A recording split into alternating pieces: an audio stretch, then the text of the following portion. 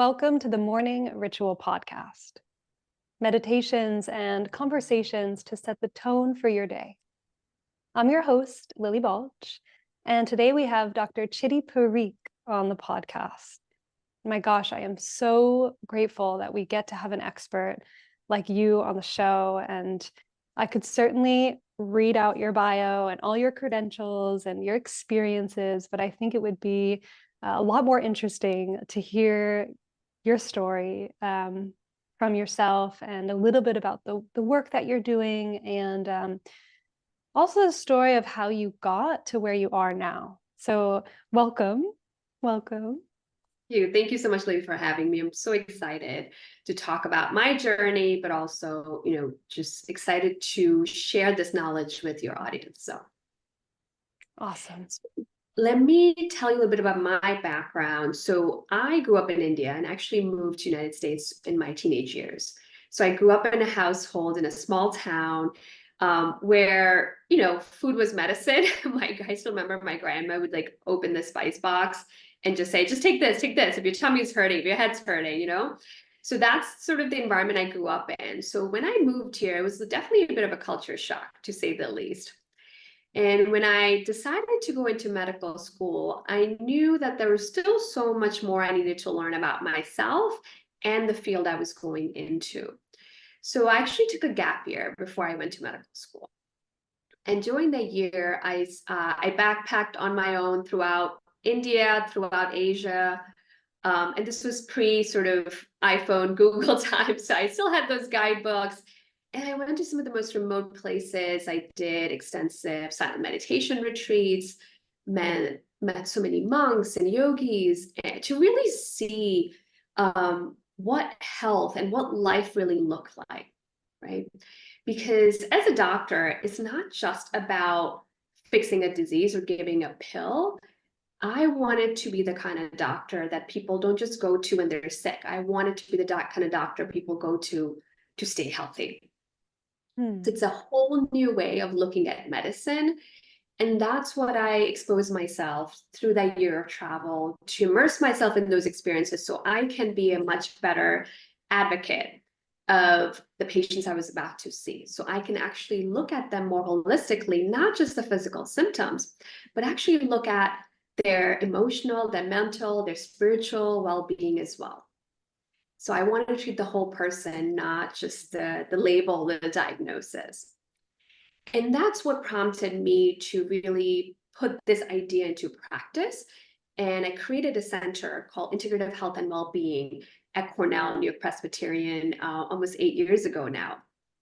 It was a dream, but it somehow came into reality, where now I get to practice 5,000 years of science, combining best of Eastern and Western medicine. So in our practice, we have doctors, we have acupuncturists, we have meditation instructor, we have qigong instructor, nutritionist, psychologist. All of this, all of these modalities are brought together in a way that's covered by insurance and accessible to everyone. And we're doing it inside a healthcare system, right? So it's not something people have to go outside to seek. It's blends seamlessly within their whole healthcare experience. So I'm living my dream, I like to say. And I hope my ultimate passion and my mission that drives me is to bring this to every single person, right? Every single hospital should have a program like this. This really is the future, and I strongly believe that. That's amazing. That's such important work. And I really hope that that program can expand into all hospitals. Do you think that's where we're heading? Yeah, I mean, in the last 10 years, the whole attitude towards holistic medicine has really changed dramatically, because there's so much more research supporting things like acupuncture, meditation, yoga, right? It's becoming so much part of the mainstream medicine. But mainstream medicine still has a lot of work to do catch up to be able to provide these services. So I think the future really is where hospitals are not just hiring doctors and nurses, but they're also hiring yoga teachers and acupuncturists. So this is where we're headed. I see the change happening. More and more institutions are embracing this. So I hope we're getting close to a day where this just becomes part of healthcare. Awesome. And so you've recently published a book called Intentional Health. And I haven't read it top to bottom, but I've skimmed through and read bits and pieces, and I can't wait to get deep into it. But I figured we could touch on that and use that almost as a foundation for today's conversation. So in the start of your book, I love how you begin with a whole entire chapter on intention. And that's something we work with a lot on this show, on the Morning Ritual, as a mindfulness meditation podcast. We work a lot with intention and the power of the mind. So I was hoping you could talk to our listeners, talk to me about the actual power of intention and the power that your mind and your thoughts have over the health of your physical body and what you've seen and experienced with patients. Yeah. The reason why I titled the book Intentional Health is because after years of seeing patients and all the medical training, I realized that our body is incredibly intelligent. Like everything we need is right here for us to be able to lead a long, healthy life. The problem is we just get in the way, right? With our thoughts, with our diet, our lifestyle, we are going against what our body and mind are naturally inclined to do. So intentional health is all about asking ourselves the question, what does health really look like for me, right? It's not about a doctor telling you, you need to fix this blood work, right? It's not about a social media post telling you, you should be a certain waist size. It's not about a magazine dictating what health looks like, but asking the question, what does it look like for me? So starting our conversation with that question is so vital because I strongly believe that wherever the mind goes, the body will follow. So it's setting an intention is like putting instruction into a GPS. Once we have that, then our thoughts, our healing energy, our body, every cell in the body knows what the marching orders are, what to focus on. So that's why this question of what does health look like for me, setting that intention is a primary, most fundamental thing we have to do before we do anything related to health and wellness. It's not about a diet, it's not about an exercise regimen. This is a much bigger conversation. And it starts in the mind first. So that's the reason why I talk about and I make that chapter number 1, because we can't go further until we set an intention. And with the intention, it's also important to tap into the yoga philosophy of karma, because we often think about karma as, tit for tat. I do this and I get this in return, right? You pay for what you sow.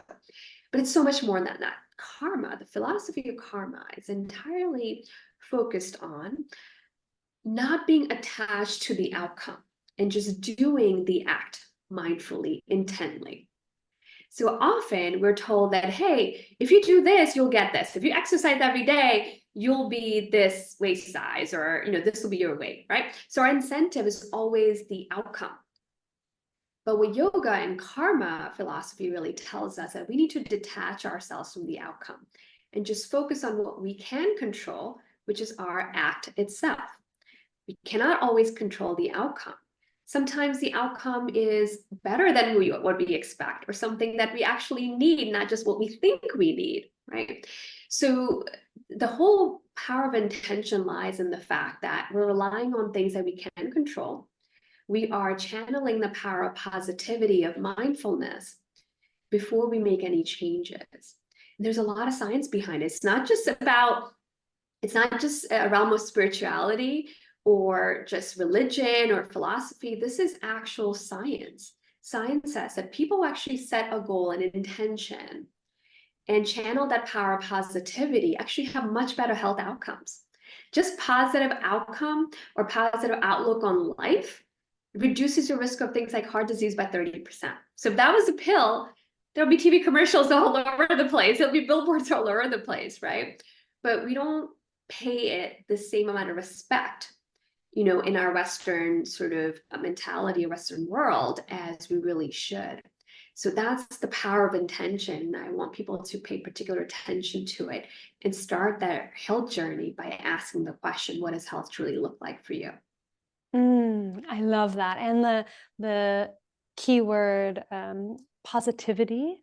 And I think from, if I'm understanding this correctly, that saying like, oh, I want my cancer to be gone, or I want to be pain free, or I want to not have so much inflammation. It's actually like, what if you stopped focusing on the negative and opened up to, I would like to have energy, vitality in my day so that I can get to the work that I want to do with a clear mind, or be there with my family, and having that positive kind of spin on it. Is that right?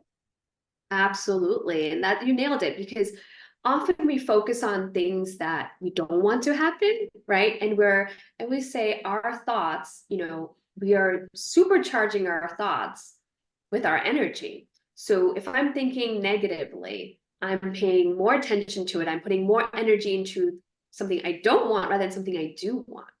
So just shifting our framework, our words, our choice of words will dictate how that translates into our action. Hmm. That's the reason why when we set an intention, it needs to be something that's positive, something that is something we can control. I can't control, I don't want to get cancer. I can't control that, right? It's not up to me. What I can control is I will take good care of my body. I'll prioritize my mental and physical well-being and nurture my healing power, right? So the conversation, our outcome might be the same, but how we're starting the conversation is completely different. Hmm. I love that. And it's so important. And it reminds me of, this is a little bit of a tangent, but when I was a young girl, I didn't love going to school, and I would oftentimes like fake being sick. And I would say, oh, I can't go to school because I'm unwell. And I would get sick all the time. I went on antibiotics like 8 times a year because I kept getting strep throat, and like I kept getting sick, and I was diagnosed as a child with chronic fatigue syndrome. And as soon as I learned in my teen years yogic techniques and meditation techniques and mindfulness, being able to observe my thoughts and not give them so much weight, being able to create a little bit of space between me and my thoughts, and start to play with shifting my beliefs and harnessing the power of intention, I I stopped getting sick because I was like taking responsibility from the way that my brain was, acting. And I sort of saw that relationship of, oh my gosh, if you tell yourself you're sick, you might actually get sick. So I don't know if there's truth in that, but it's something that I have experienced throughout my life. Yeah, and I'm glad you brought that up, because I do believe that our thoughts become our reality. So whatever we're choosing to focus on will somehow manifest. So that's the reason why I encourage people to say, envision your best self, right? Envision what you want to happen and keep that image in your head. So anytime you feel like the negative thoughts are coming into your mind, shift your attention to that idea, that image, those words that make you feel grounded, that channel the more positivity that we were really looking for. Because we control our thoughts, we really do. Because even if these negative thoughts come in, we control how we can restructure, how we can reframe our mindset, and hence our actions too. So I think the power is within ourselves. We just need to be more conscious of it and use it more intently. Yeah, wonderful. Something else I'm really particularly interested on a personal level, but also professionally, because I see it with a lot of clients, is the relationship between emotions and stress, and like the state of our nervous system, and sort of chronic issues like an autoimmune disease, or IBS, or certain gut issues tend to, what I'm seeing, really relate to the state of the nervous system, emotions, and level of stress. So what do you do with maybe a patient managing that? I see this every single day. So when someone comes to me, say with gut issues, right, they think that coming to me, I'm going to tell them to eat this diet, don't eat this, that, take some supplements, probiotics, right? But I often start with their emotional and mental health, because the gut is the second brain.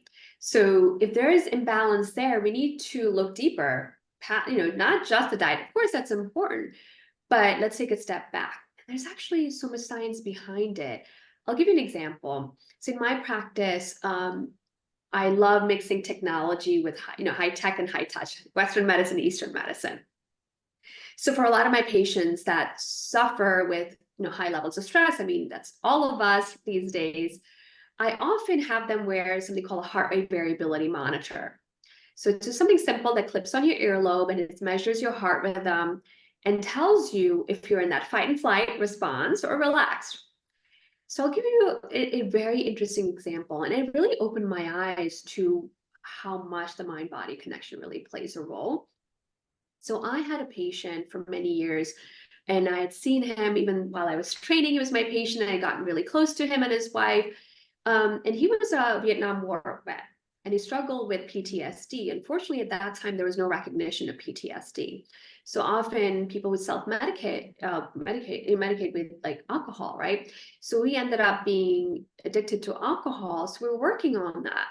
And he was very open to trying different things. So I said, why don't you just come into my office and I'll hook you up with this new gadget I found and let's just see what's happening.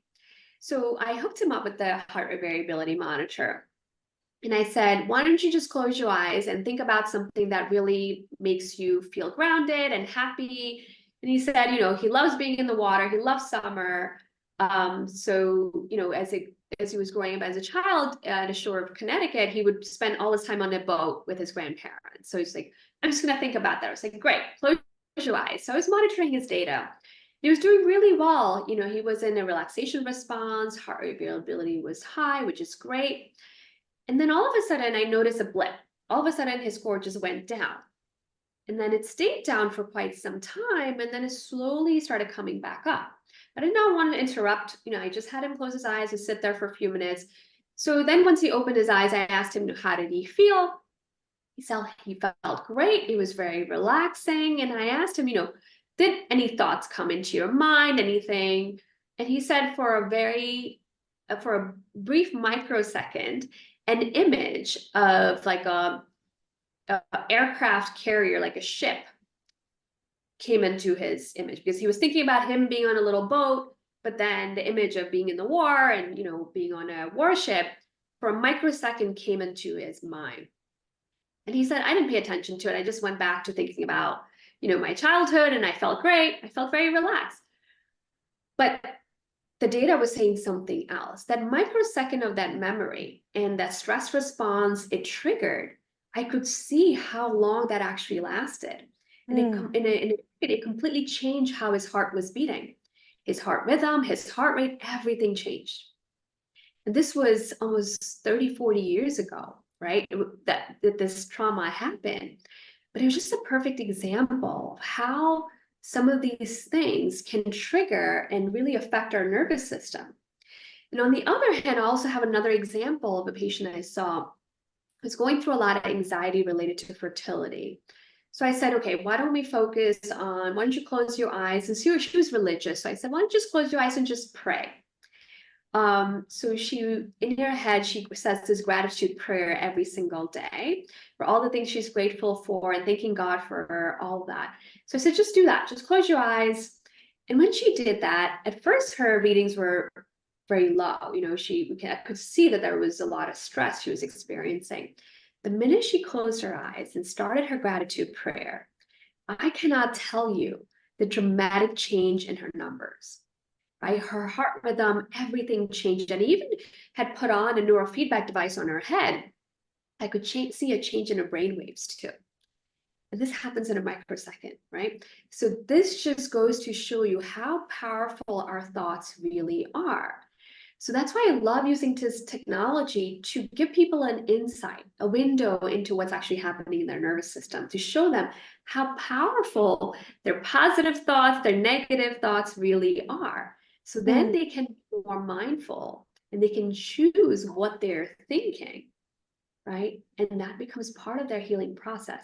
That becomes part of their treatment plan, right? Not just a diet or supplements, but our thoughts, spending time expressing things like gratitude, or if prayer is when you practice something like that, or practicing mindfulness, these things are just as important as any pill or any diet that you can take on. So Thank you so much for sharing that. And very, very funny because this morning, I opened up a yoga and meditation studio in London about 2 weeks ago.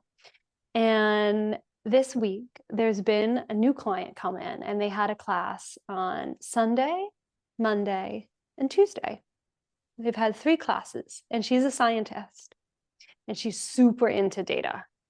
And she has a watch that does her heart rate variability, and she checks it all the time.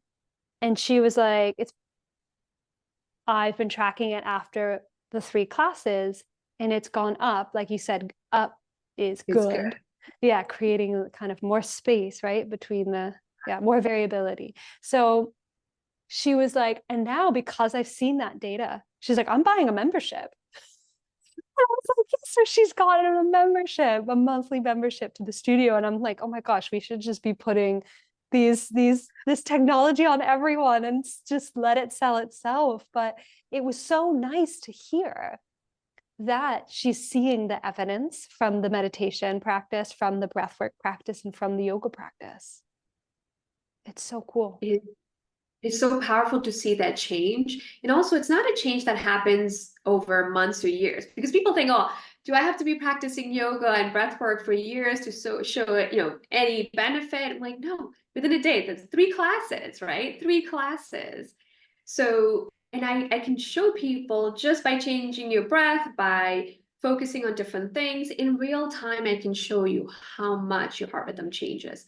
And I'm just looking at your heart or your brain waves, right? Mm. But but that's a change that's happening at every single cell level, right? It's not just your brain or your heart. Every single cell in your body will behave completely differently when you're in fight and flight versus relaxation. Mm. Yeah. So it's the science. This is where the science and the ancient wisdom really come together.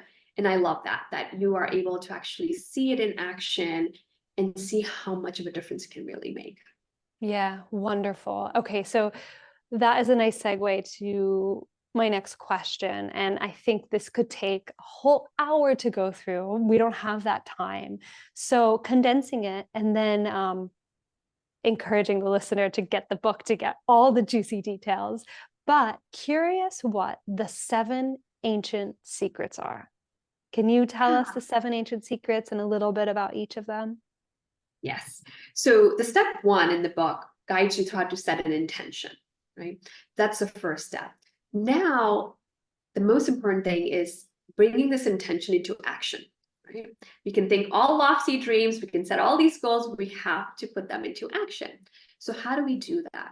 That's when the 7 ancient secrets come into play. 7 ancient secrets is like a roadmap to help you translate your intentions into action so you can get more sustainable results, right? It's all practical things.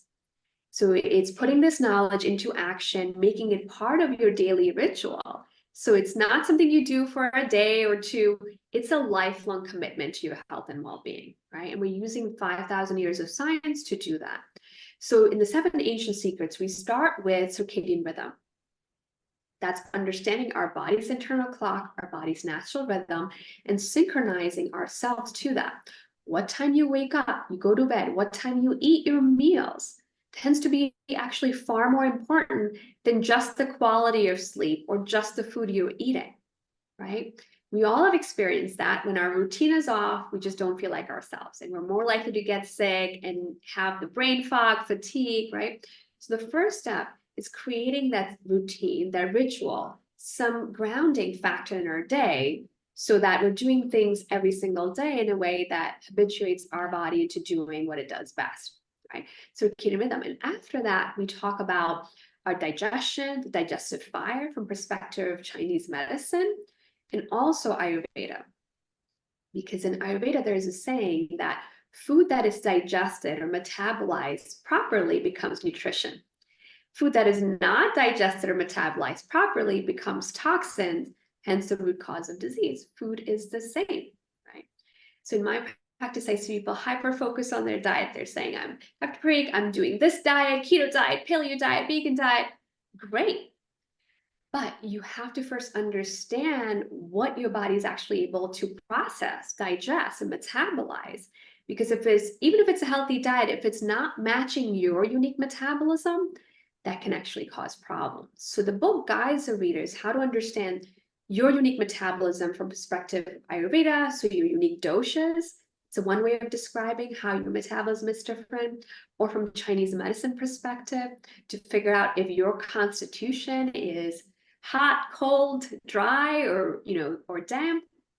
These are different words, different ways of looking at our unique body, our metabolism, but I simplify it so that you can match what you're eating depending on the seasons, depending on how you're feeling, and you're matching it to what your body can actually process. That's the ultimate goal, right? Then we go in deeper into talking about the gut microbiome, right? There's so much science behind the gut microbiome.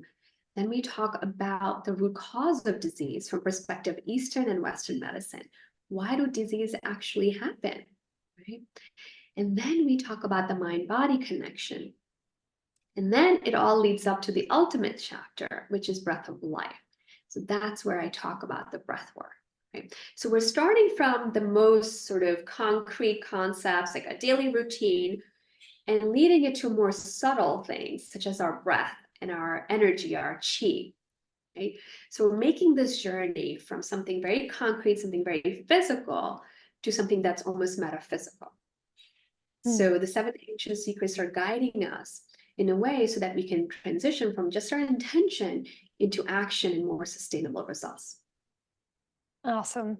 Awesome. And so after that, you talk about, okay, sustaining this health. Now you have an idea of getting to this optimal health from intention, from the ancient secrets, and now let's sustain the health. And something that caught my eye was mindful eating. And I thought that would be appropriate to talk about on the morning ritual because we're all about mindfulness. I would love for you to just explain the concept of mindful eating, and something that I have experienced and I learned when I studied Ayurveda is it's not just the what you're eating, and it's not even the what you're eating for your constitution, but it's also the how are you eating. Are you just whipping it down while you're on the go, or are you sitting with loved ones, or where's your mind at when you're eating? So can you just talk to us a little bit about your experience and knowledge of mindful eating? So I see a lot of patients who want to eat better. So they want to get, more protein in their diet, less carbs, right? And they might want to lose weight or just gain more muscle. So we were talking about all these things. But at the end, I tell them, it's not just about what you're eating, but also how you're eating. So as much attention we're paying to the number of calories or carbs, I also want you to pay just as much attention to your mental state when you're receiving that food into the body. Right? And it can be as simple as simply closing your eyes and taking a few deep breaths before you eat. Because what that does is gets your body out of fight and flight, because the deep breathing will activate something called the vagus nerve, which controls our relaxation response, but it also controls our entire digestion. So if you want the food that we're about to eat to be digested properly so we can get the most amount of nutrients out of it, we need to make sure that we're not in that fight and flight mode. So perhaps, watching a scary movie or answering our emails and chowing down our lunch is probably not the best thing, even if it's a perfect healthy meal, right? The healthy part of the meal is not just in its micronutrient, construct. It's also the food energetic part is just as important. So just by taking a pause, that's why I love the practice of saying grace before you eat or expressing gratitude. A lot of religions and cultures across the world have this ritual of when you sit down to eat, you express gratitude for the meal you have, and you express the fact that you want this food to nourish you really well. So it's about setting an intention, right? And bringing your mind to what matters the most, which is being in the present moment. So just 1 minute of your time before you eat. So if you eat 3 meals a day, that's 3 minutes of your day. That can be a game changer and completely change not just how the food is processed, but also how it nourishes your body. right? Mm. So mindful eating is all about paying attention to not just what we're eating, but also how we're eating the food. Mm. Love that. Beautiful. And so I'm curious if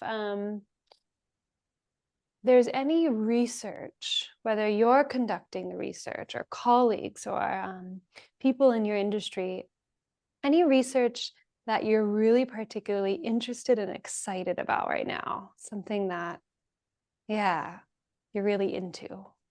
Yeah, so the latest, my passion, and this is something I've been always passionate about, but now I'm so excited because there's so much research behind it. There's a whole new field of something called chronobiology. So the Nobel Prize for Medicine a few years ago went to three scientists for their work in the area of chronobiology. What that means is understanding our circadian rhythm and recognizing how much our circadian rhythm actually affects everything in the body.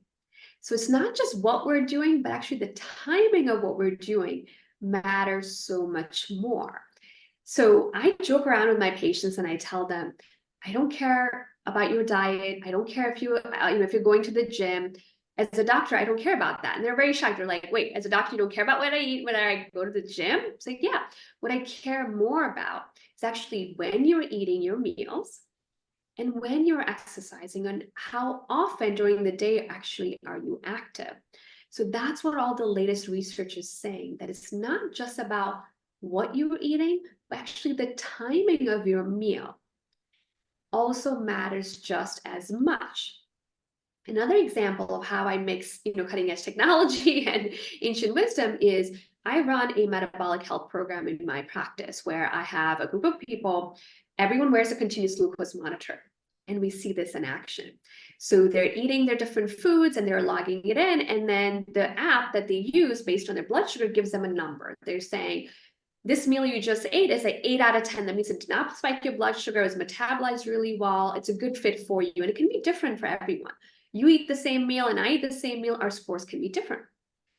And what often people find, they'll say, Dr. Parikh, I ate the same meal, right? And then I got a score of 8 one day and got a score of 6 one day. It's the same exact meal, same carbs, same calories. What was the difference? And I said, when were you eating these meals? She'll say, oh, I ate that for lunch one day and then I had leftovers, so I ate that for dinner the day after. Same meal, eaten at lunch versus dinner is metabolized completely differently.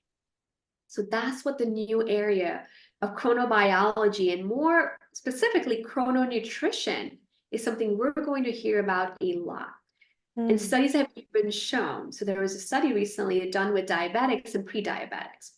And what they've shown that all they were asked to do was they were told to eat whatever they wanted. They don't care about excess, nothing. They said, whatever you're eating, we just want you to shorten the time period that you're eating between 8 and 4.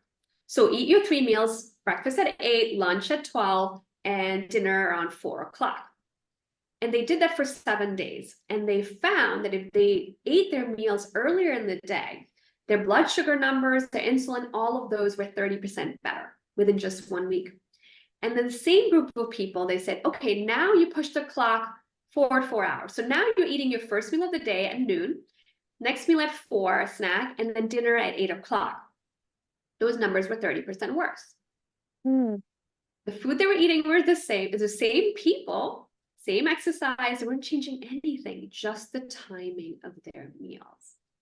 So in Ayurveda and Chinese medicine, they always say, breakfast is essential, dinner is optional. So I always tell people, if you want to think about intermittent fasting, don't skip your breakfast. Skip your dinner if you want to make it very light. And science is showing that. So this whole new field of chronobiology and chrononutrition is actually just validating all the concepts that have been around for thousands of years in Ayurveda and Chinese medicine. So I'm very Wow. fascinated. You'll hear about this a lot more, I can tell you, in the next few years. Oh, that is so cool. And I feel like intermittent fasting is kind of trendy. And so to be like, oh, I'm fasting, but I'm stopping my food at 4 p.m. or whatever, it's like, oh, that's cutting edge. Um, wow. So do you do that? Do you try to eat I do, early? absolutely. I always eat earlier. So I eat after a couple hours of waking up. So I'll do a little yoga meditation practice, and then I'll have a healthy breakfast and lunch, and then dinner tends to be earlier and lighter. But the later I'm eating, let's say if I'm socializing, and that's life, right? You can be on this diet, this regimen. I always say 5 days a week, fine. 2 days, you can do whatever you want. Your body can adapt. So what I do is the later I'm eating, the lighter I eat, or less carbs I typically eat. Okay. So that also helps my body sort of digest the meal faster. So I'm not spending the whole night digesting a heavy meal. So the later I eat, the lighter I eat, and earlier I eat, I have more liberty. If I'm eating a pizza, I'm going to eat that with lunch, or I'm going to eat that at 4 p.m. rather than 8 or 10 p.m. So I never deprive myself of anything, but I'm just more strategic and mindful of how I eat it and when I eat it, not just what I'm eating. Oh, that's amazing. Okay. Wow. Very cool. So I have a couple more questions for you. Quick, easy to answer questions. One is about coffee, because we are the morning ritual. I am a coffee drinker. I try my best to have my herbal teas before my coffee, maybe even a bit of food before my coffee. I do notice with my coffee and my little like caffeine kick that it can kind of rev my nervous system and make me a little bit like, do you think that there's like, I don't know, is there sort of a downside to having caffeine and the nervous system stress response? Um, I think as long as in moderation and first thing in the morning, ideally with food is best. So caffeine on empty stomach can cause a little bit more of that anxiety, like that being wired feeling, versus if you combine that with some sort of food, especially fat, I find to be very grounding. So that's why if you add a little bit of coconut milk, almond milk, or ghee even, just a few drops in your coffee, that can be very grounding. And ideally, you should do that with breakfast. So as you're metabolizing the food, the caffeine can also be properly metabolized. So I have no problem with caffeine as long as it's done in the morning with a meal. But I really try to discourage people from taking in any caffeine in the afternoon or past at least 12 o'clock, because that can affect your cortisol levels. Mm, So that can actually increase your cortisol levels. So our cortisol is the highest in the morning, and then throughout the day it starts to come down. So in the afternoon, it has the biggest drop in cortisol. But if we're doing a lot of caffeine in the afternoon, that can actually cause the cortisol to go up, and that prevents our melatonin from coming up at night.